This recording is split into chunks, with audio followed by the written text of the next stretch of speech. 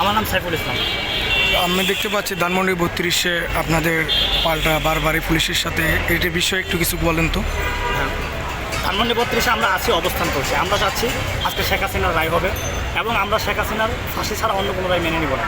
যেখানে সাধারণ ছাত্র জনতা 2024-এর বিপ্লবে অথবা আন্দোলনে আমরা দেখেছি যেখানে আমাদের 2000-এরও বেশি শিক্ষার্থী ভাই মারা গেছে, সেখানে তাদের রক্তের বদলা চাওয়া শুধুমাত্র এক শেখ হাসিনা কেন, আমরা আওয়ামী লীগের প্রায় 2000 নেতা কর্মী ফাঁসি চাইব।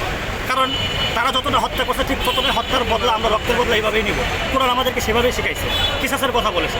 সুতরাং এখানে আওয়ামী লীগের বিচার চাইতে এখানে ধানমন্ডি 32-এ অবস্থান করা, শেখ হাসিনার রায়ের যে রায় আসবে সেই রায়ের পর্যন্ত অপেক্ষা করা, এটা আমাদের জন্য কখনোই কোনো ধরনের মব সৃষ্টি বা এই ধরনের কোনো ব্লেমিং আমাদের দিকে করতে পারে না।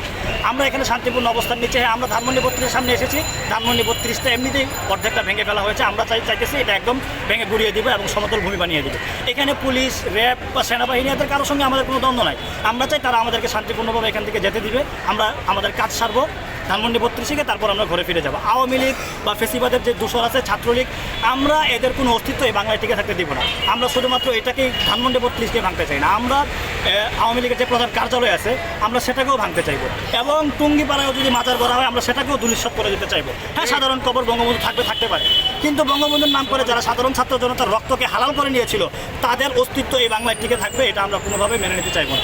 সেনাবাহিনী স্পষ্ট আমাদেরকে বলছে যে আপনারা ঘরে ফিরে যান। কয়েকবার ধাওয়া পাল্টা দেওয়ার পর এখনও পর্যন্ত আমাদের কয়েকটা ভাইকে দেখলাম রক্তাক্ত করে ফেলেছে এবং সাউন্ড গ্রেনেড মেরেছে, রাবার বুলেট ছুঁড়েছে। এত কিছুর পর আমাদেরকে বলতেছে আপনারা ঘরে ফিরে যান, আপনাদের জানমালের নিরাপত্তা আগে। সেনাবাহিনীর কাছে কি আমরা জানমালের নিরাপত্তা চেয়েছি নাকি? না, আমাদের কোনো প্রয়োজন আছে যে আপনারা আমাদের জানমালের নিরাপত্তা দেন? বিজেপির কাজ বিজেপি বর্ডারে থাকবে। বিজেপি এখানে কেন আসে? আমরা কি এখানে কোনো ধরনের অস্ত্র নিয়ে এসেছি? আমরা নিরীহ সাধারণ ছাত্র জনতা শুধুমাত্র বিপ্লবের ভাষায় আমরা কথা বলতে এসেছি। আমরা প্রতিরোধের জায়গায় আমরা কথা বলবো। কোনো ফ্যাসিবাদী শক্তি যদি আমাদের বিরুদ্ধে অবস্থান নিতে চায় তাদের বিরুদ্ধে আমাদের কথা থাকবেই। আওয়ামী লীগের বিরুদ্ধে অতীতেও যেমন ছিল, আমাদের সাপ্লাই ছিল, পিলখানার হত্যাকাণ্ডও আমরা দেখেছি আমাদের ভাইদের ছিল। একই রকমভাবে আমাদের 2018 আন্দোলন বলেন, 21 সালের মোদি বিরোধী আন্দোলন বলেন, 24-এর বিপ্লব বলেন, সর্বাবস্থায় ফেসিবাদের বিরুদ্ধে আমাদের কথা ছিল, আছে, এখনও থাকবে। যতদিন পর্যন্ত না এই ফেসিবাদকে বাংলায় একেবারে অস্তিত্বহীন করা যাবে ততদিন পর্যন্ত আমরা এটা চাইব। বিশেষত আজকের এই রায়ের মধ্য দিয়ে আমি ভারত সরকারের কাছে একটা কথা বলতে চাই। আমরা কোনোভাবেই এই হাসিনার ফাঁসি ছাড়া অন্য কোনো রায় মেনে নিব না। আর হাসিনার যদি ফাঁসির রায় আসে তাহলে ভারত সরকারের কাছে আমরা আবেদন করবো আপনি অবশ্যই শেখ হাসিনাকে আমাদের কাছে ফেরত দেবেন। শুধু শেখ হাসিনা না, আওয়ামী লীগের যত গুন্ডা আছে ভারত থেকে আশ্রিত আছে তাদের প্রত্যেককে আমরা বাংলায় ফেরত চাইব।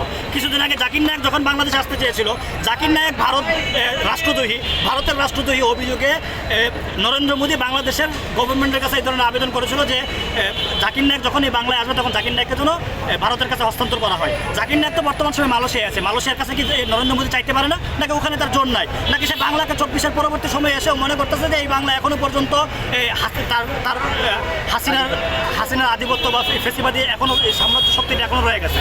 সেটাকে হাসিনার বাংলাদেশ মনে করে?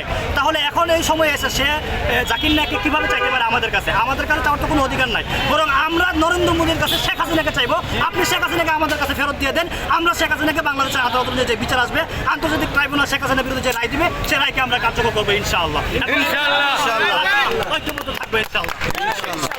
ধন্যবাদ।